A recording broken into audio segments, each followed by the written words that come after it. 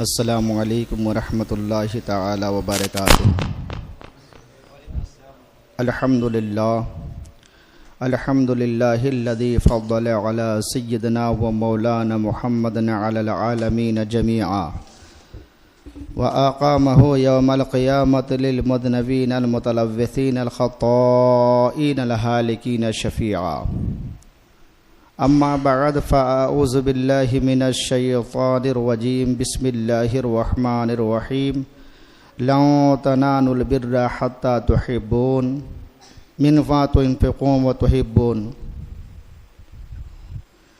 صدق اللہ المولانا العظیم وصدق بلغنا رسولہ النبی الامین المتین المبین الکریم، ونحن على ذلك لمن الشاہدین والشاکرین والحمد للہ رب العالمین۔ آئیے معزز سامعین، ہم اور آپ انتہائی عقیدت و محبت کے ساتھ اپنی اور ساری کائنات کے مرکز عقیدت انیس بے کسا چارہ ساز درد مندہ، ہم غریبوں کے غم گسار، ہم فقیروں کے ثروت، شہر یار ارم تاجدار حرم، نوبہار شفاعت شب اسرا کے دلہا، نوشہ بزم جنت اختر برز و رفت، قاسم کنز و نعمت، مالک جنت جناب احمد مجتبی محمد مصطفیٰ رواہنا فدا صلی اللہ تعالی علیہ وسلم کی بارگاہ پروقار میں درود پاک کا ہدیہ نچھاور کر لیں اور پڑھیے بآواز بلند اللہم صلی علی سیدنا و مولانا محمد معدن الجود والکرم وآلہ الکرام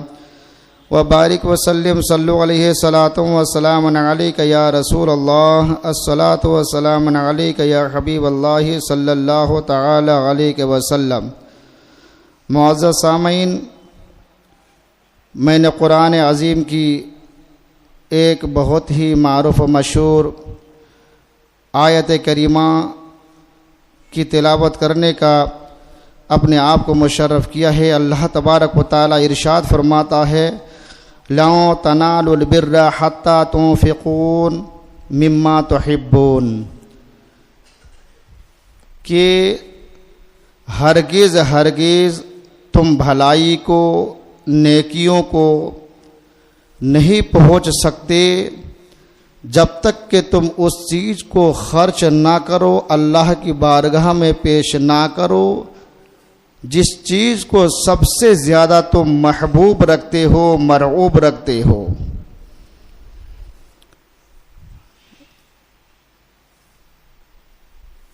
یہ رمضان المبارک کہ آخری دہلیز پر ہم سب کھڑے ہیں، اس کے بعد نہ جانے سال آئندہ کس سے کن کی ملاقات ہوگی نہ ہوگی، لیکن اتنی بات ضرور ہے، اللہ کے حضور ہم سب مل کر کے عریضہ کریں گے کہ اللہ تبارک و تعالی جس طریقے سے اس ماہ مقدس کو ہم نے گزارا، عبادت کے ذریعے سے، نماز کے ذریعے سے، روزے کے ذریعے سے، عبادت کے ذریعے سے، تلاوت قرآن کے ذریعے سے، اگر سال آئندہ حاضرین کی زندگی اگر بچی رہی تو انشاءاللہ اس طرح سال آئندہ بھی ہم اس مہینے کو نماز، روزے اور دیگر اعمال خیر سے مزین کریں گے۔ اور سب سے پہلے اللہ کی حضور یہ دعا ہے کہ اللہ تبارک و تعالی نبی پاک سید عالم صلی اللہ تعالی علیہ وسلم کے صدقے اس مہینے میں ہم سب نے مل کر جو کچھ بھی کیا، روزے رکھے، ہم نے نمازیں پڑھی، تلاوت قرآن کیا، ذکر و اذکار کیا، جو کچھ بھی ہم سب نے مل کر کے کیا، اللہ تبارک و تعالی اسے اپنے محبوب کے صدقے قبول فرما لے اور اس کا صلہ دنیا اور آخرت میں ہمیں عطا فرمائے۔ تو اللہ تبارک و تعالی بیان فرماتا ہے کہ یوں تو ہم بہت کچھ راہ خدا میں ہم خرچ کرتے ہیں، دیتے ہیں، لیکن اللہ تبارک و تعالیٰ نے ہمیں ایک راستہ بتایا ہے کہ میرے بندو، خرچ کرنے کے بہت سارے طریقے ہیں، لیکن جو سب سے پیارا اور اچھا طریقہ ہے وہ یہ ہے، نیکیوں پانے کا جو راستہ ہے کہ اللہ نے بندوں کو مال و دولت دی، اب جو اسی کے عطا کردہ مال سے ہم راہ خدا میں خرچ کرتے ہیں، غربا فقراء مساکین کے درمیان ہم تقسیم کرتے ہیں۔ کہیں تو یہ فرمایا کہ بس یہ دیکھو کہ اگر وہ یتیم ہے یا غریب ہے یا مفلس و قلاس ہے تو اسے دے دو، پرکھنے کی ضرورت نہیں ہے۔ کچھ رقم کے بارے میں اللہ فرماتا ہے کہ اسے پرکھ کر کے دو، اگر بغیر پرکھے ہوئے بغیر جانچ کیے ہوئے تم نے اگر دے دیا تو وہ میری بارگاہ میں قبول نہیں ہوگا۔ اسے ہم صدقہ واجبہ جسے ہم زکوٰۃ کہتے ہیں، ایک صدقہ نافلہ۔ تو میں اتنا عرض ضرور کروں کہ صدقہ نافلہ جو ہوتا ہے یہ عام طریقے سے آپ اسے خرچ کریں، عام طریقے سے خرچ کریں۔ اور آج کل جو ہمارے گھروں میں جو یتیم بیوہ عورتیں جو آتی ہے، لیکن زمانہ ایسا ترقی کر چکا ہے کہ ہمارے اندر وہ پرکھنے کی صلاحیت نہیں ہوتی کہ یہ مسلم ہے کہ غیر مسلم ہے۔ ظاہر سی بات ہے کہ اگر آپ اللہ کے راہ میں زکوٰۃ کی رقم یتیم سمجھ کر کے اگر آپ نے دے دیا، اگر وہ کافرہ ہوئی تو آپ کی رقم خرچ تو ہو گیا، گیہوں آپ نے دے تو دیا، گلے آپ کے تو خرچ ہو گئے، مگر اللہ کے حضور یہ قبول نہیں رکھے گا اور آپ کے ذمے میں وہ برقرار رہے گا۔ اس لیے بہتر طریقہ یہ ہے کہ کچھ رقم آپ رکھیں جن کو آپ نہیں جانتے، جو دور دراز سے مانگنے والے یا مانگنے والیاں آتی ہے تو انہیں آپ وہ رقم دے جو صدقہ نافلہ ہوتا ہے، تو بطور امداد ہوگا، بطور تعاون ہوگا۔ اور اگر صدقہ واجبہ کی بات ہے تو صدقہ واجبہ یعنی زکوٰۃ، تو زکوٰۃ کی رقم پرکھ کر کے دینے کا حکم ہے۔ آپ اسی کو دے جس کے متعلق آپ جانتے ہیں۔ بہت سارے لوگ یہ سوچتے ہیں ارے مسجد کے سامنے وہ عورت کھڑی ہے، اس کا کوئی پرسان حال نہیں ہے، بڑا غریب ہے، بس اس کا حلیہ دیکھ کر کے آپ نے زکوٰۃ کی رقم تو دے دی، لیکن اگر واقعی اس کا الٹا نکلا، یعنی اگر وہ غیر مسلم عورت نکلی، تب تو پھر آپ کی زکوٰۃ ادا نہیں ہوگی۔ اس لیے زکوٰۃ کی رقم ادا کرے۔ اس کے متعلق ہمارے پیر و مرشد حضور سیدی و سند ابو محمد محی الدین شیخ عبد القادر جیلانی رضی اللہ تبارک و تعالی عنہ کی خدمت بابرکت میں ایک آپ کا مرید آیا اور عرض کی کہ حضور یہ صدقہ ہم کہاں خرچ کرے، کس کو عطا کرے، کس کو دے؟ چنانچہ میرے کریم مرشد حضور سرکار غوث العظم دستگیر نے فرمایا ہے کہ صدقہ واجبہ تو ہے ہی ہے، صدقہ نافلہ بھی ادا کیا کرو، اس لیے کہ جو مستحق ہے اسے بھی دو اور جو غیر مستحق ہے اسے بھی عطا کرو، اس لیے کہ تم اگر مستحق کو دیا تو اس کے بدلے میں آپ کو وہ چیزیں عطا کرے گا جس کا تم مستحق نہیں ہے، اور اگر غیر مستحق کو بطور تعاون دیا اللہ اکبر تو اس کے بدلے میں اللہ آپ کو وہ چیزیں بھی دے دے گا جس کا تم مستحق نہیں ہے۔ یعنی مستحق کو بھی دیا کرے، غیر مستحق کو بھی دیا کرے، یہ صدقہ نافلہ کا حکم ہے۔ لیکن صدقہ واجبہ جسے ہم زکوٰۃ کہتے ہیں تو زکوٰۃ کی رقم آپ پرکھ ہی کر کے دیا کرے، جانچ و پڑتال کے ساتھ ہی دیا کرے۔ اگر آپ نے اپنے آپ کو بری الذمہ سمجھنے کی وجہ سے ایسی جگہ میں زکوٰۃ کی رقم یا صدقہ فطر کی رقم آپ نے دے دی جو اس کا اہل نہیں ہے، جو اس کا اہل نہیں ہے، تو پھر آپ کی وہ رقم رائگاں ہو جائے گی، کوئی فائدہ نہ ہوگا اور وہ آپ کے ذمے میں برقرار رہے گا، یہ خیال رہے۔ چنانچہ اللہ فرماتا ہے لا تنالوا البر، نیکیوں کو تم ہرگز پہنچ ہی نہیں سکتے، نہیں پہنچ سکتے، حتی تنفقوا، یہاں تک کہ تم خرچ کرو۔ کس چیز کو خرچ کرنا ہے؟ آگے فرماتا مما تحبون، اس چیز کو جسے تم سب سے زیادہ پسند کرتے ہو، جسے تم محبوب سمجھتے ہو، اس چیز کو تم راہ خدا میں خرچ کرو۔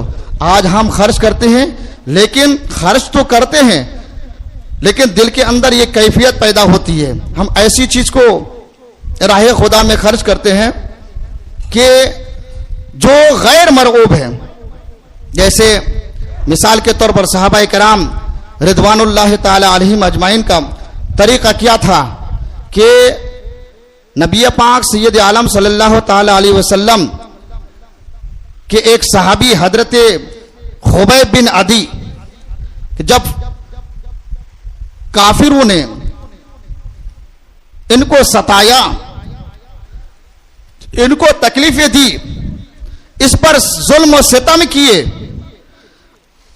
تو ان لوگوں نے یہ سوچا کہ اس کو ہم ماریں گے، ان کو تکلیفیں دیں گے، تو یہ ڈر کے مارے میں ایمان محمد عربی کا ترک کر دے گا، چھوڑ دے گا۔ آج ہم یہ سوچ رہے ہیں نا کہ اس چیز کی طرف ہماری بالکل توجہ نہیں ہے کہ اگر کسی کو کہا جائے بھائی آپ اپنی رقم کو یہاں خرچ کیجئے، اپنی رقم کو وہاں دے، اپنی رقم کو وہاں دے، تو دے رہے، بس بری ہونا چاہتے ہیں۔ اگر پوچھا جائے ان سے کہ بھائی ایسی رقم ہر جگہ ادا نہیں کی جاتی ہے، تو کہتے ہیں ارے چلو کوئی بات نہیں ہے، دے دیا تو دے دیا، علم نہیں تھا۔ کہتے علم نہیں تھا۔ سوچنے کی بات ہے کہ آج ہماری جو سماج ہے، ہمارا معاشرہ یہاں تک آ چکے ہیں کہ ہم کو معلوم نہیں تھا، لیکن زکوٰۃ ادا کرنے کے لیے، صدقہ واجبہ کے مستحقین تک پہنچانے کے لیے یہ ضروری نہیں سمجھتے کہ ہم کسی عالم ربانی سے، عالم دین سے ہم پوچھ لیں کہ یہ رقم کہاں خرچ کی جاتی ہے۔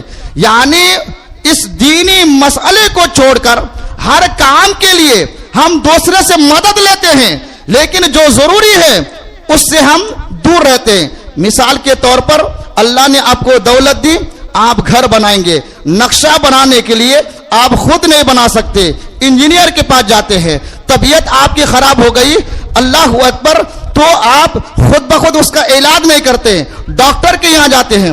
اسی طریقے سے بہت ساری مثالیں ہیں جو خود وہ کام کرنا نہیں چاہتے، اگر جانتے بھی ہیں تو یہ خیال آتا ہے کہ کہیں یہ اپنا کام ہے خراب نہ ہو جائے۔ یعنی طبیعت سدھارنے کے لیے ڈاکٹر ہے، نقشہ بنانے کے لیے ڈاکٹر ہے، گھر کی تعمیر کے لیے جو ہے مزدور آئیں گے، مستری آئیں گے، یعنی ان سارے چیزوں کے لیے ہم دوسرے سے مدد لے سکتے ہیں، لیکن جو دین کے مسئلے ہیں، دین کے مسئلے کے لیے ہم کسی عالم سے پوچھنا گوارا نہیں کرتے، بلکہ ہم سمجھتے کہ ہمیں بہت بڑا عالم ہے، ہم سے بڑھ کر کے کون ہے۔ اللہ اکبر، ہم سب کو ہدایت عطا فرمائے۔ چنانچہ صحابہ کرام رضوان اللہ تعالی علیہم کہ ایک مشہور صحابی حضرت خبیب کہتے ہیں کہ راہ خدا میں خرچ کرو اس چیز کو جسے تم سب سے زیادہ مرعوب سمجھتے ہو۔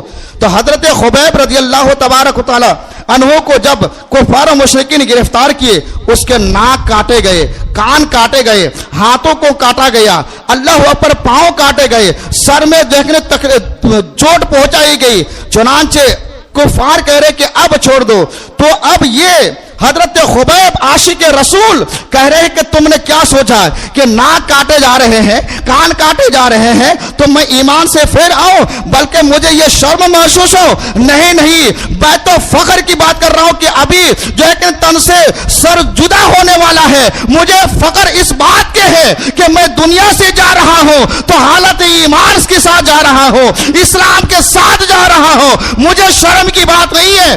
آج اگر کسی کو ہدایت کی بات کرے تو کہتے ہیں کہ مجھے شرم آتی ہے۔ 50 سال کی عمر ہو جائے، 60 سال کی عمر ہو جائے، دادا جان، ابا جان، آپ کو وضو کا طریقہ نہیں آتا ہے، کسی عالم سے سیکھ لے، تو اب یہ سوچتے ہیں کہ یہ چھوٹا سا بچہ ہے، اس سے ہم کیسے جو ہے کہ وضو کا طریقہ سیکھے، لوگ کیا کہیں گے، نماز کا طریقہ نہیں آتا، معیوب سمجھتے ہیں کہ ہم اس سے کیسے کہیں کہ مجھے نماز کا طریقہ نہیں آتا. یہ شرم کرتے ہیں، اور شرم کرتے ہیں اللہ اکبر پر، جس کی وجہ سے ہمارے ذریعے سے مذاہب اسلام کو نقصان پہنچتا ہے، اور اس کی بھرپائی مرنے کے بعد ہم نے خود دینی ہے. اللہ اکبر. یاد رکھے مذہب اسلام کی تعلیم حاصل کرنے کے لیے اس کی کوئی عمر نہیں ہوتی، اس کی کوئی عمر نہیں ہوتی، اس کے لیے کوئی جگہ نہیں ہوتی ہے، بلکہ بہتر تو یہ ہے اللہ اکبر اس سے پہلے اللہ نے توفیق نے دی ہے، اور اتنی عمر میں اللہ نے ہمیں توفیق دی ہے کہ ہمیں جاننے کی توفیق دی ہے. اس سے پہلے جو بھی ہم نے غلطیاں کی ہے اب ہم نے سدھار کرنی ہے. اس لیے ہر ایک کو چاہیے کہ جب بھی ہم راہ خدا میں کوئی چیز خرچ کرے تو اس چیز کو ہم خرچ کرے جو سب سے زیادہ مرعوب ہو، اور دین کے مسئلے کو جان کر کے ہم جو اپنے خرچ کرے. اگر جانکاری نہیں ہے تو میں یہ نہیں کہتا کہ میں سب سے بڑا عالم ہوں، مجھے سے آپ پوچھئے. نہیں، بنارس کے اندر ایک سے ایک بڑے سے بڑے علماء جو ہے، جو آپ کے نظر میں سب سے پسندیدہ ہے، اسی سے آپ پوچھ لیجئے، اور پوچھ کر کے دین کا کوئی بھی مسئلہ ہو پوچھ کر ہی کے کیا کیجئے. چنانچہ ایک حدیث پاک ہے، نبی پاک صلی اللہ تعالیٰ علیہ وسلم کی جلوہ گری ہے تمام صحابہ کرام. اسی حدیث سے جبریل بھی کہتے ہیں، مشکات میں بھی ہے، بخاری میں بھی ہے، اور دیگر احادیث کے کتابوں کے اندر بھی ہے. فاروق اعظم رضی اللہ تبارک و تعالیٰ عنہ روایت کرتے ہیں کہ ایک شخص کی آمد ہوئی حضور کی بارگاہ میں. بال بکھرے ہوئے تھے، سفر کے نشانات ظاہر تھے. اچانک جب نمودار ہوئے تو ہم نے دیکھا کہ نبی پاک صلی اللہ تعالی علیہ وسلم کے سامنے دو زانو ہو کر کے بیٹھ گئے، اور اس طریقے سے بیٹھ گئے کہ نبی پاک صلی اللہ علیہ وسلم کا گھٹنا اور اس مسافر کا گھٹنا دونوں قریب قریب مل گئے، جیسا کہ ہم تشہد میں بیٹھتے ہیں. بیٹھ گئے. صحابی کہتے ہیں کہ ہم دیکھ رہے تھے. اتنے میں سب سے پہلے اس سائل نے پوچھا کہ آپ کا نام محمد ہے صلی اللہ علیہ وسلم؟ تو فرمایا کہ ہاں، میں ہی محمد بن عبداللہ ہوں. کچھ سوالات کرنی ہے، کچھ سوال کرنا ہے، آپ جواب دیں گے؟ کہ بالکل. تو اس نے کہا کہ بتائیے، میرے پاس چند سوال ہے اور چند سوال لے کر کے آپ کے دربار میں آیا ہوں، اس سوالوں کا آپ جواب دیں. سب سے پہلے جو سوال کیا وہ یہ تھا کہ ایمان کسے کہتے ہیں؟ ایمان کیا ہے؟ ایمان کس چیز کا نام ہے؟ تو اللہ کے رسول صلی اللہ علیہ وسلم نے فرمایا کہ اللہ کی وحدانیت کا اقرار کرنا اور رسول کی رسالت کی تصدیق کرنا، یہ ایمان ہے. پھر دوسرا سوال کیا کہ مجھے آپ اسلام کے بارے میں بتائیں کہ اسلام کیا چیز ہے. تو آقا علیہ السلام نے فرمایا کہ اسلام یہ ہے کہ اللہ کو اللہ جان کر اس کی عبادت کرنا، رسول کی رسالت کو جان کر کے اس سے محبت کرنا، اور جو نماز ہے، روزہ، ایمان لانے کے بعد جو چیزیں فرض کیے گئے ہیں اسے اچھے طریقے سے انجام دینا، نماز کی شکل میں، روزے کے شکل میں، حج کی شکل میں، زکوٰۃ کی شکل میں. اس کے بعد پھر عرض کیا کہ اور ایک سوال ہے، اور وہ سوال یہ ہے کہ آپ ہمیں احسان کے بارے میں بتائیے. احسان، احسان کیا چیز ہے؟ احسان عربی لفظ ہے. احسان کا معنی ہوتا ہے نیکی. یہ نیکی کے بارے میں، نیکی کے متعلق ہمیں بتائیں. تو نبی پاک صلی اللہ علیہ وسلم نے فرمایا کہ ان تعبد اللہ، تم اللہ کی عبادت کرو. یہ عبادت، خالی عبادت کا مطلب یہ نہیں کہ جس میں رکوع سجدے ہو. عبادت یہ عام لفظ ہے، اس کے اندر ساری اچھائیاں، ساری بھلائیاں موجود ہیں، چاہے وہ روزے کی شکل میں ہو، چاہے وہ زکوٰۃ کی شکل میں ہو، چاہے وہ صدقہ فطر کی شکل میں ہو، چاہے وہ حج کی شکل میں ہو، اور چاہے وہ نماز کی شکل میں ہو. یہ عبادت میں ساری اچھائیاں داخل ہے. چنانچہ اللہ کے رسول نے فرمایا اس سائل سے کہ ان تعبد اللہ، کہ تم اللہ کی عبادت کرو. اللہ کی عبادت، کوئی بھی عبادت کرو، یعنی یہ نماز کے ساتھ خاص نہیں ہے، بلکہ تم کوئی بھی عبادت کرو تو اس طریقے سے کرو کہ تم اللہ کو دیکھ رہے ہو، گویا کہ تم خدا کو دیکھ رہے ہو. کوئی بھی عبادت، کوئی بھی اچھا، کوئی بھی کام کرو تو یہ سوچ کر کے کرو کہ میں اللہ کو دیکھ رہا ہوں. اس نے کہا کہ اللہ کے رسول اگر یہ پوزیشن نہ بنے, یہ کیفیت اگر نہ ہو, تو آقا نے فرمایا تو پھر یہ تصور کرو کہ تمہارا رب تمہیں دیکھ رہا ہے, وہ تو تمہیں دیکھ ہی رہا ہے. تو کوئی بھی کام کرو یہ تصور کرو کہ ہمارا رب ہمیں دیکھ رہا ہے. اب اگر ہم صدقہ فطر ہو یا زکوٰۃ کی رقم ہو جب مستحقین کو دے تو یہ تصور ہونا چاہیے کہ میں خدا کو دیکھوں نہ دیکھوں, میرا رب ہمیں دیکھ رہا ہے کہ یہ صرف کہاں پہ کر رہا ہوں, یہ اس کے مستحق ہے کہ نہیں ہے. اب کوئی چیز ہم مسجد میں جو ہے کوئی چیز دینا چاہتے ہیں تو یہ تصور کرے کہ میں خدا کو دیکھوں نہ دیکھوں, میرا خدا ہمیں دیکھ رہا ہے. اس لیے کہ تم اس چیز کو دو جو سب سے زیادہ تم پسند کرتے ہو. اب پسند یہی ہے کہ ہم نے جو کچھ بھی راہ خدا میں خرچ کیا میرا رب ہمیں دیکھ رہا ہے, یہی ہماری پسند ہے, یہی چیزیں ہماری پسند ہے. تو یہ ہم یاد رکھے. بھلائی کے بارے میں پوچھا گیا تو وہاں بھی پرکھنے کا حکم اس حدیث سے پاک میں بھی آیا ہے. چنانچہ فاروق اعظم غور سے دیکھنے لگے. آخری سوال پوچھا کہ اے محمد صلی اللہ تعالی علیہ وسلم, آپ ہمیں بتائیے کہ متی الساعہ یعنی قیامت کے بارے میں کہ قیامت آئے گی کب. اس وقت نبی پاک صلی اللہ علیہ وسلم, یہ عقل کے اندھے لوگ کہتے ہیں کہ نبی کو علم غیب نہیں ہے. اب جب یہ سوال کیا گیا کہ متی الساعہ یعنی قیامت کب آئے گی, تو اس وقت نبی پاک صلی اللہ علیہ وسلم نے فرمایا کہ قیامت کے آنے کے متعلق جتنا علم جواب دینے والے کو ہو اتنا سوال کرنے والے کو بھی ہے. اس کا مطلب یہ کہ نبی کو پتا ہے کہ وہ سائل کون ہے, سوال کون کر رہا ہے. تو نبی نے فرمایا کہ قیامت کے بارے میں تم مجھ سے پوچھتے ہو, قیامت کا علم جتنا جواب دینے والے کا اتنا سوال کرنے والے کو بھی ہے. چنانچہ اتنا جیسے ہی میرے نبی نے فرمایا تو ٹھیک ہے اے اللہ کے نبی صلی اللہ علیہ وسلم, آپ نے بہت ہی اچھے انداز میں آپ نے جواب دیا ہے. اب وہ اٹھ کر کے کھڑے ہوئے اور کہنے لگے کہ اس پر میں عمل کروں گا. یہ کہتے ہوئے آپ نکل گئے. فاروق اعظم سب سے کھڑے ہوئے اور ملاقات کرنی چاہیے کہ اتنے بہترین سوالات یہ شخص کہاں سے آیا اور کہاں سے آ کر کے اتنے بہترین اور قیمتی سوالات کیے, میں اس سے بات کرنا چاہتا ہوں. فاروق اعظم جب نبی کے مجلس سے کھڑے ہوئے اور جانے کی کوشش کی, میرے نبی نے فاروق اعظم کا ہاتھ پکڑا اور پکڑنے کے بعد فرمایا کہ عمر کہاں جا رہے ہو. عرض کہ یا رسول اللہ, مجھ سے اس شخص سے ملنی ہے. کتنے اچھے اچھے سوال کر رہے تھے. اللہ اکبر, میرا ایمان تو سوالات کا جواب سن کر کے تر و تازہ ہو گیا. ان سے بات کرنی ہے. میرے نبی نے فرمایا کہ عمر, وہ جانے والا سوال کرنے والا کوئی عام بشر, عام آدمی نہیں ہے, بلکہ تمام فرشتوں کا ہیڈ ماسٹر وہ جبریل امی تھے. وہ جبریل امی تھے. وہ تم سے تمہارا دین سکھانے کے لیے گھر سے آئے تھے, تمہارا دین سکھانے کے لیے آئے تھے. تو یہی دین سکھایا کہ دین کا کوئی بھی مسئلہ ہو ہم کسی سے پوچھ کر کے حل کریں اور اپنے آپ کو عالم نہ سمجھیں. یہ مذہب اسلام کی توہین ہے, مذہب اسلام کی یہ توہین ہے.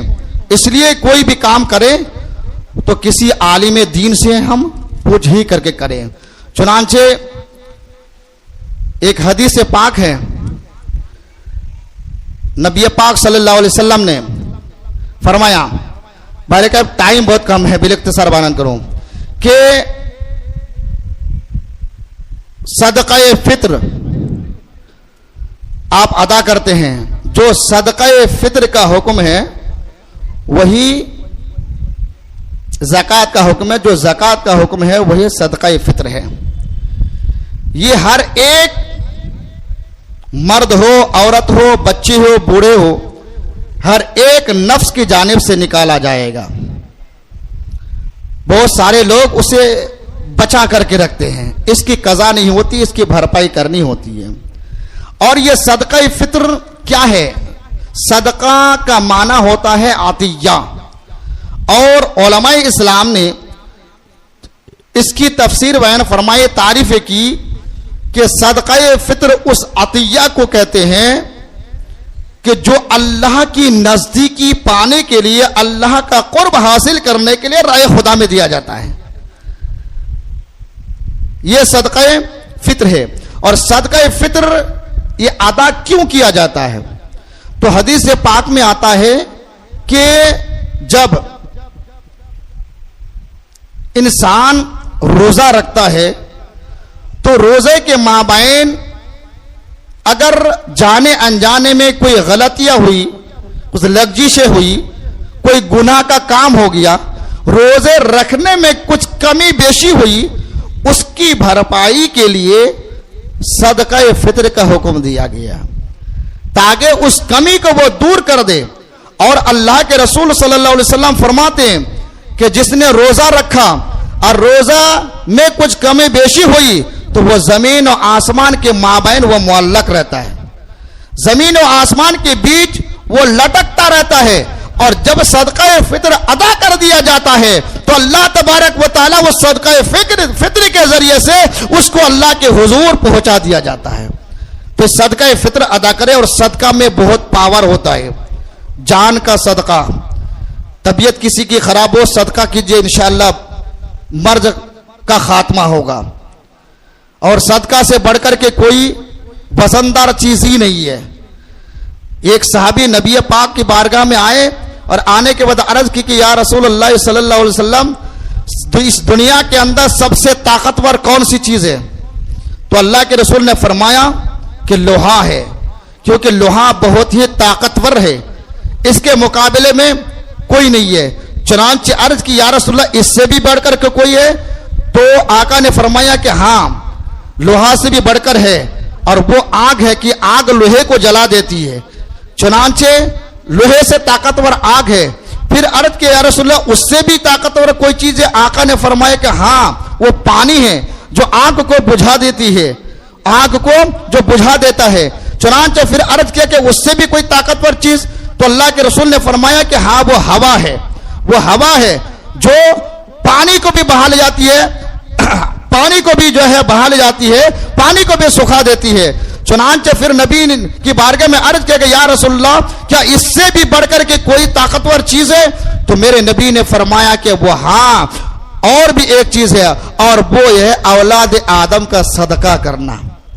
وہ صدقہ ہے عطیہ کرنا، جس کو آج ہم ہلکے میں لے رہے ہیں کہ صدقہ جو ہے مال خرچ ہو جا رہا ہے، اس لیے شیطان بہکائے نہ بہکائے، لیکن جب کوئی انسان راہ خدا میں خرچ کرتا ہے، مسجد میں تعاون کرتا ہے، مدرسے میں تعاون کرتا ہے، یا کسی مستحقین تک اپنے رقم پہنچاتا ہے، تو اس کے ارد گرد شیطان چاروں طرف سے گھیر لیتا ہے، اور اس کے جو ہے کان میں وسوسے، دماغ میں وسوسے ڈالتا ہے کان کے ذریعے سے۔ اللہ اکبر کہتا ہے کہ نہ جا نہ دے، یا تو دے تو کم کر کے دے، کہ ایسا نہ تمہاری جیب میں کمی آ جائے گی، روپے میں کمی آ جائے گی۔ اس طریقے سے چاروں طرف سے شیطان اسے گھیرتا ہے، اور ظاہر سی بات ہے کہ بار بار جب وسوسہ پیدا کرے گا تو انسان تو خطا کا پتلا ہے، غلطی کبھی کبھی کسی انسان سے ہو ہی جاتی ہے۔ اللہ پر اگر دل کے اندر فطور پیدا ہو گیا تو پھر اب یہاں شیطان وسوسہ ڈال دیا، اب وہ دربار الہی میں پھر قبول نہیں ہوگا۔ اس لیے مسئلے کی پہلے جانکاری کر لیجئے کہ اللہ نے ہمیں اتنا دیا ہے تو اتنا ادا کرنی ہے، ہم نے ادا کرنی ہے، چاہے کوئی کچھ بھی کہے، کوئی کچھ بھی کہے، کسی کی بات نہیں سننی ہے، پہلے مسئلے کو آپ سمجھ لیجئے۔ اور رہی بات تو صدقہ فطر، بہت ایک مسئلہ آیا تھا کہ اس کو ادا کب کرنا ہے۔ اس سے پہلے میں نے بتایا تھا کہ صدقہ فطر یہ ادا یہ صبح صادق کے بعد ہوتا ہے، واجب ہوتا ہے، ادا کرنا ہی پڑے گا۔ کچھ لوگ سوچتے ہیں کہ ایک دن اگر ہم نے نہیں کیا تو دوسرا دن نہیں کر سکتے، نہیں، اس کی قضا نہیں ہوتی ہے۔ اگر عید کے صبح کو اگر نہیں کیا تو دوسرا دن کیجئے، دوسرا نہیں تو تیسرا نہیں تو چوتھا، اس طرح کے ایک مہینے کے بعد، سال بھر، جب تک کہ آپ ادا نہیں کریں گے تب تک کہ اس کی بھرپائی نہیں، آپ کے ذمے میں وہ رہے گا۔ اچھا، صبح صادق سے پہلے دے سکتے ہیں کہ نہیں؟ کو بالکل وہ بھی دیا جا سکتا ہے، اور بہتر تو یہی ہے کہ آپ پہلے ہی دے دیا کریں، 15 رمضان ہو، 10 رمضان ہو، تاکہ جو کام آپ کر رہے ہیں وہ ہمارا جو بھائی جو غریب ہے وہ بھی اس رقم لے کر کے اپنے بال بچوں کے ساتھ اچھی طریقے سے وہ عید سوارے. اس لیے آپ پہلے صدقہ فطر کو ادا کر سکتے ہیں. دوسری بات، ایک مسئلہ یہ آیا تھا کہ حدیث پاک میں آیا ہے کہ صدقہ فطر کس سے دینا ہے. جیسے کھجور ہے، منقع ہے، کشمش ہے، یہ 1 سا کے بارے میں آیا ہے، اور گیہوں یہ آدھا سا ہے. تو سب سے بہتر کس چیز ہے؟ اللہ نے اس مسجد کے اندر بہت سارے لوگ ایسے ہیں جو صاحب حیثیت والے ہیں. یہ مسئلہ کا جاننا بہت ضروری ہے. ہمارے سماج میں آپ کسی سے بھی یہ حل کر سکتے ہیں. ہمارے سماج میں غربت کو دیکھتے ہوئے صرف کہہ دیا گیا ہے کہ 2 کلو 47 گرام آٹا گیہوں یا اس کی قیمت آپ کو دینی ہے، اور ہم دے رہے ہیں. لیکن جو صحیح مسئلہ ہے وہ یہ ہے کہ حدیث پاک میں آیا ہے 4 چیزوں کے بارے میں. یہ کھجور، یہ کشمش منقع اور یہ گیہوں. ہو سکتا ہو کہ دور رسالت میں گیہوں کا چلن رائج کم رہا ہو، تو اس کی قیمت چونکہ کم ہے اور اس وقت غربت بھی زیادہ تھی، تو آقا علیہ السلام نے فرمایا کہ ان 4 چیزوں میں سے جس سے بھی آپ صدقہ فطر نکالیں گے ادا ہو جائے گا. لیکن آقا نے فرمایا کہ ان کو آپ دیکھیں کہ ان تمام جو بیان کیا گیا حدیث پاک میں 4 چیزوں کو، تو ان میں سب سے زیادہ پسند کون سی چیز ہے؟ اور یہ اللہ کا قرآن ہمیں کہتا ہے کہ اب لن تنالوا البر، تم بھلائی کو، نیکی کو پہنچ ہی نہیں سکتے حتی تنفقوا، یہاں تک کہ تم خرچ کرو. کس چیز کو خرچ کرو؟ مما تحبون. ظاہر سی بات ہے، گیہوں رکھا ہوا ہے اور ایک طرف منقع رکھا ہوا ہے. پسند کون سی چیز ہے؟ منقع ہے. تو صدقہ فطر منقع سے آپ کو ادا کرنی ہے. صدقہ فطر منقع سے ادا کرنی ہے. اسی طریقے سے ایک طرف گیہوں ہے، دوسرے طرف کھجور ہے. ظاہر سی بات ہے کہ ہاتھ کدھر جائے گا؟ کھجور کی طرف جائے گا، اس لیے کہ کھجور زیادہ پسند ہے. تو صدقہ فطر کھجور کی قیمت سے ہونی چاہیے. تو ہر ایک کے لیے نہیں، جو صاحب حیثیت ہے، جو آج لاکھ پتی والا وہ بھی گیہوں سے ادا کر رہا ہے، کروڑ پتی جو ہے وہ بھی گیہوں سے ادا کر رہا ہے. نہیں، یہ طریقہ غلط ہے. یہ طریقہ آپ کو اللہ نے اتنا دیا ہے تو آپ کو اس حساب سے صدقہ فطر ادا کرنی ہے. یعنی اس چیز کو آپ کو راہ خدا میں خرچ کرنا ہے جسے آپ سب سے زیادہ پسند کرتے ہیں. ایک امیر آدمی کے لیے وہ لو کوالٹی والا کھجور پہ ہاتھ نہیں رکھتا ہے، وہ گیہوں نہیں، بلکہ وہ اسپیشل آٹا خرید کے لاتا ہے، اسپیشل گیہوں خرید کر کے لاتا ہے. ہم جیسے آدمی جو ہے وہ چکی کے پاس جا کر کے وہ آٹا خرید کر کے لاتے ہیں. تو یہ جو صدقہ فطر ہے، اگر کسی نے اس کے برخلاف کیا تو نیکیوں میں، بھلائیوں میں کمی آئے گی. تو اس کی بھی جانکاری بہت ضروری ہے. یہ صدقہ فطر ادا کرنے کا جو ہے طریقہ ہے کہ آپ صدقہ فطر ہر نفس کے ذریعے سے اس چیز کو دے. اب بہت سارے لوگ کہتے ہیں کتنا ہے مولوی صاحب ایک آدمی کا صدقہ فطر؟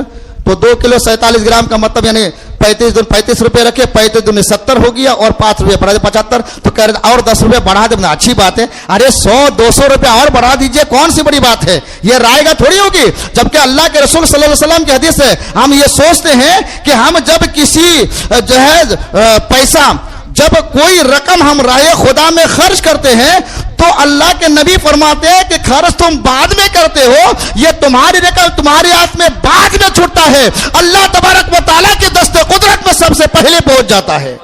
اور نبی نے فرمایا کہ جب اللہ کے دست قدرت میں پہنچ جاتا ہے، اللہ اکبر، تو وہ اللہ کے دست قدرت میں پہنچنے کے بعد وہ اللہ کے قلعے میں محفوظ رہتا ہے، وہ محفوظ رہتا ہے، اسے کوئی اللہ اکبر بگاڑ پیدا نہیں کر سکتا. اور جب خلوص کے ساتھ آپ جائیں گے، آن بان شان کے ساتھ اللہ تبارک و تعالیٰ آپ کو واپس کر دے گا. تو وہ قلعے میں محفوظ رہتا ہے. یہ جو ہم خرچ کرتے ہیں نا، تو یہ خرچ یہ رائے گا نہیں ہوگا، بلکہ یہ جمع رہتا. اور خلوص کی بھی بات ہے کہ ہم کوئی بھی چیز خرچ کرے تو خلوص. آج ہمارے اندر خلوص کیوں نہیں ہے؟ آپ غریب نواز کے آپ کرامت دیکھ رہے ہیں، ایک لوٹے میں انا ساگر کے پانی کو کاسے میں تھما لیا. بہت بڑی بات ہے. کیا کہتے ہیں بڑے پیر صاحب غوث العظم دستگیر 12 سال کی ڈوبی ہوئی کشتی کو تیرا دیا, سب جگہ زندہ واپس آ گئے. یہ کیسے ہوا؟ تو یہ طاقت جو ملی, کیسے طاقت ملی ان لوگوں کو؟ ویسے بہت سارے اولیاء کرام کی بڑی بڑی جگہ شان ہے, مطلب یہ کہنا کہ یہ طاقت, یہ پاور کیسے ملا ان کو, یہ طاقت کہاں سے آئی؟ تو اس لیے حدیث پاک میں آتا ہے اللہ تبارک و تعالیٰ نے جب جنت سے ابلیس کو نکال دیا, جا چلے جا یہاں سے, تو مڑ کر کے کہا کہ اللہ تو نے نکال دیا, اب قیامت تک اولاد آدم کو میں برباد کروں گا, اس کے ایمان کو میں برباد کروں گا. تو اللہ نے فرمایا جا جا, تمہیں وہ پاور وہ اختیار میں نے دے دیا, تو ایمان. لیکن جو واقعی میرا بندہ ہوگا, جو واقعی میرا بندہ ہوگا, اسے تو بہکا نہیں سکتا, اسے تو بہکا نہیں سکتا. چنانچہ چند قدم آگے بڑھا, آگے بڑھنے کے بعد شیطان نے کہا کہ اللہ میں سب کو برباد کر دوں گا, میں سب کو برباد, سب کے ایمان میں وسوسے پیدا کروں گا, لیکن جو تیری راہ میں خلوص کے ساتھ کوئی کام کرے گا میں اسے اس کے ایمان میں درار پیدا نہیں کر سکتا. یعنی وہ جو خلوص کے ساتھ نماز بھی اگر کوئی پڑھے گا, خلوص کے ساتھ پڑھے گا, شیطان وسوسہ ڈال نہیں سکتا. روزہ بھی اگر کوئی رکھ رہا ہے نا, حالت روزہ میں کسی کو گالی گلوچ بھی دیتے ہیں, اس کا مطلب خلوص کے تحت ہم نے روزہ نہیں رکھا. یہ وسوسے جو پیدا ہوتے کیوں جانتے ہیں؟ اسی وجہ سے کہ شیطان ہم پر حاوی ہونے کی کوشش کرتا ہے. روزہ نام ہے کس کا؟ ادب کے ساتھ اس کو جو ہے کہ گزارنے کا, کھانے پینے اور دیگر فحش باتوں سے روکے رکھنے کا نام روزہ ہے.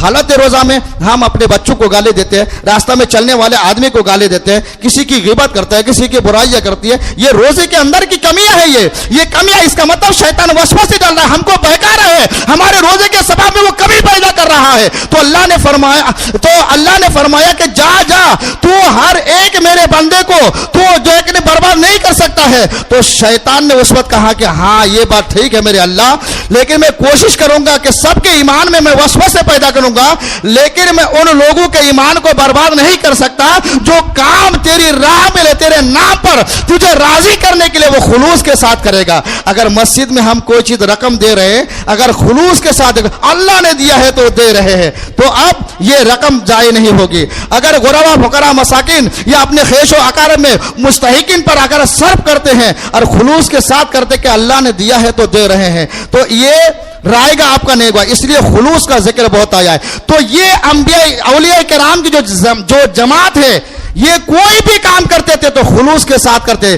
اگر نماز بھی پڑھتے تھے خلوص کے ساتھ, راہ خدا میں خرچ بھی کرتے تھے خلوص کے ساتھ. وہ خلوص کے ساتھ کرتے کرتے کرتے کرتے اللہ نے اتنا پاور اور قوت دے دی ہے کہ شیطان کی عقل میں دنگ رہ جاتی ہے کہ ایک لمحے میں کہاں سے کہاں کا صبر کر بیٹھتے ہیں. اس لیے ہر کام ہم خلوص کے ساتھ پیدا کریں. اللہ تبارک و تعالیٰ کے بارگاہ میں یہ عریضہ ہے کہ ہم سارے مسلمانوں کو دین کی سمجھ عطا فرمائیں.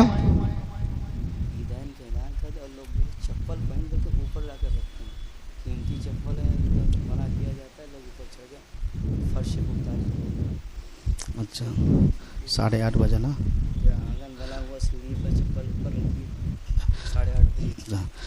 اور ایک گزارش ہے آپ حضرات سے, آپ حضرات نماز کے لیے آتے ہیں, جوتے چپل پہن کر کے جو مسجد کی جو آخری سرحد بنائی گئی ہے اس کا آپ ضرور احترام کریں. اس کے لیے الگ سے جگہ بنائی گئی ہے, اسے آپ اندر رکھا کریں, بڑی مہربانی ہوگی. اور مسجد کا احترام کیجیے. جب اس کو ہم نے مسجد میں لے لیا ہے تو اس کا احترام کرنا ہر آدمی پر فرض ہے. تو برائے کرام آپ حضرات اس کا اہتمام کرتے ہوئے جوتے چپل آپ اندر رکھے کریں جو اندر جگہ خالی ہے. اور کل عید الفطر ہے, مسجد 5 گنبد میں عید الفطر کی نماز 8:30 بجے انشاءاللہ العزیز ادا کی جائے گی. آپ حضرات سے گزارش ہے کہ جلد سے جلد مسجد 5 گنبد آ کر کے جماعت کے ساتھ نماز ادا کرے اور اس دن اہتمام کے ساتھ اس دن کو گزارے. اللہ تبارک و تعالی فرماتا ہے نبی پاک سید عالم صلی اللہ علیہ وسلم کے ذریعے سے, محبوب تم اپنے غلاموں سے کہہ دو کہ عید کے دن تمہارے رب کو 2 عمل بہت ہی پیارے ہیں, بہت ہی پسند ہے, بالاختصار, اور ہر ایک عمل میں لانے کی کوشش کرے. دو عمل بہت ہی پیارے ہیں. صحابہ کرام سے جب نبی پاک صلی اللہ علیہ وسلم نے رکھا اس بات کو تو عرض کیا گیا یا رسول اللہ میرے اللہ کو سب سے بہترین جو دو عمل عید الفطر کے دن ہے وہ کون سا ہے؟ تو میرے نبی نے فرمایا یہ کہ اللہ کو اپنی بڑائی بہت پسند ہے. محبت سے سبحان اللہ کہہ دیجیے. اپنی بڑائی بہت پسند ہے, تعریف بہت پسند ہے. اگر کوئی بندہ اپنے رب کی تعریف کرتا ہے تو میرے اللہ کو بہت پسند ہے.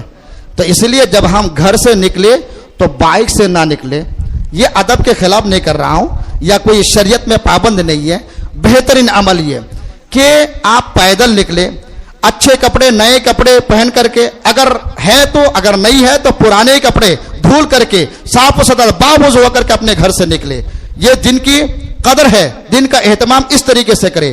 اور ایک راستے سے آئے اور دوسرے راستہ سے گھر واپس جائے. آنے جانے میں اللہ کی تعریف کرے. کس طریقے سے؟ جو پڑھتے ہیں اللہ اکبر اللہ اکبر, یعنی بندہ اس چیز کا اقرار کرتا ہے کہ اللہ اب میں نے جو کچھ بھی اپنے آپ کو سمجھ رہا تھا لیکن تو ہی سب سے بڑا ہے, تجھ سے بڑا کوئی نہیں ہے, تجھ سے بڑا کوئی نہیں ہے, تیرے علاوہ کوئی معبود ہی نہیں ہے, تو ہی برحق ہے. تو اللہ کو اپنی بڑائی بہت پسند ہے. یہ جو بچوں کو جن کو یاد نہیں وہ یاد کرے اللہ اکبر لا الہ الا اللہ واللہ اکبر اللہ اکبر وللہ الحمد. یہ اللہ کو یہ ادا یہ بڑائی بہت پسند ہے کل کے دن صبح صادق کے بعد. اور دوسرا نبی پاک صلی اللہ علیہ وسلم نے فرمایا کہ استغفار کرتے رہو. استغفار اپنے گناہوں کی معافی مانگتے رہو. یعنی یہ کہو کہ اللہ جانے انجانے میں جو بھی گناہ ہوا ہے معاف کر دے. یا پھر یہ کہے جو کلمہ شریف میں پڑھا جاتا ہے استغفر اللہ ربی من کل ذنب و اتوب الیہ, جس کو عربی میں یاد ہے یہ پڑھا کرے. اور ایک صحابی نے عرض کیا یا رسول اللہ کیا اللہ کی جو ہے بڑائی بیان کرتے کرتے ایک طرف جائیں دوسری طرف جائیے, جانا ضروری ہے؟ وہ جانا ضروری نہیں ہے, اس لیے کہ نبی پاک نے فرمایا کہ جب ایک راستے سے جب جاؤ گے اور اللہ کی تعریف کرتے ہوئے جاؤ گے تو وہ ہر قدم کے بغل میں جو کنکر ہے, جو پتھر ہے, جو پیڑ پودے, جو گھر ہے, جو مکان ہے, یہ ساری چیزیں اللہ پر گواہی دیتے ہوئے نظر آئیں گے کہ اللہ یہ تمہارا بندہ ہے. جب عید کی نماز کے لیے جا رہا تھا تو میں گواہی دیتا ہوں کہ یہ تیری تعریف کر رہا تھا. یہ سب کے سب کل قیامت کے میدان میں گواہی دیتے ہوئے آئیں گے. لیکن آج کل ہمارے بچے نکلتے ہیں بائک سے نکلتے ہیں بات کرتے بھر کر کے ادھر سے ادھر چلے جاتے ہیں. وہ اور دنوں میں کہ لیکن جو کل اللہ کے ذکر, اللہ کی تعریف, اللہ کی تقدیس, اللہ کی کبریائی بیان کرنے کا دن ہے, اس دن کا ہم اہتمام کریں. انشاءاللہ پھر میں بیان کروں گا. کل یاد رکھیں 8:30 بجے مسجد 5 گنبد کے اندر نماز عید الفطر کی ادا کی جائے گی. آپ حضرات سے گزارش ہے کہ وقت مقررہ پر آپ تشریف لائیں اور زیادہ سے زیادہ جلدی ہو سکے جلدی تشریف لائیں. ایسا نہیں کہ نماز سے 5 منٹ یا 2 منٹ پہلے آئیں گے تو یہی سب ہوگا کہ خلوص دن کے اندر سے غائب ہو جائے گا.